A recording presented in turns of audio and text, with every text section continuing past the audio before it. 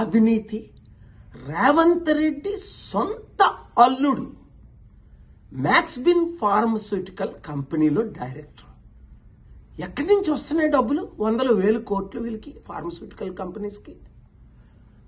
అంతేకాకుండా కొడంగల్లో రైతులను బలవంతంగా ఫోర్స్ చేసి భూములు స్వీకరించడం అంటే ఇప్పుడే కంప్లైంట్ వచ్చింది.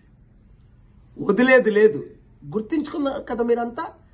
కామారెడ్డి రైతులకు ఫిబ్రవరి 2023లో అన్యాయం జరుగుతుంటే, ఆత్మహత్యలు చేసుకుంటే తెలంగాణ హైకోర్టులో నేను వాదించి 1000 కుటుంబాలను కాపాడాను. అప్పుడు త్వరలో వస్తున్నాను. 2-3 రోజుల తర్వాత మీరు తొందరపడకండి, ఆత్మహత్యలు చేసుకోకండి, కంగారు పడకండి.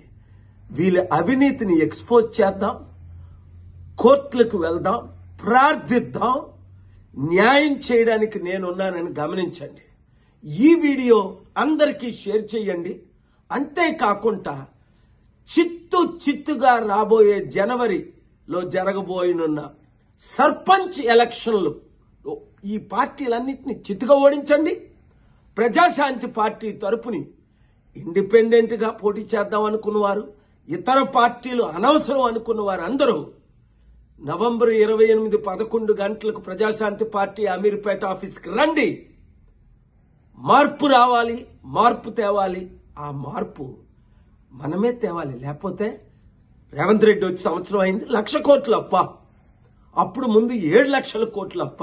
ఇంకెంత కాలం ఈ అవినీతి అన్యాయం? వాళ్ళకి 1,00,000 కోట్లు, మనకి 1,00,000 కోట్లు అప్పు. మీరే మార్చాలి. మీరు నేను కలిసి పని చేద్దాం, ప్రార్థిద్దాం, మార్పు తీసుకొద్దాం. ఈ వీడియో ప్రతి ఒక్కరికి షేర్ చేయండి.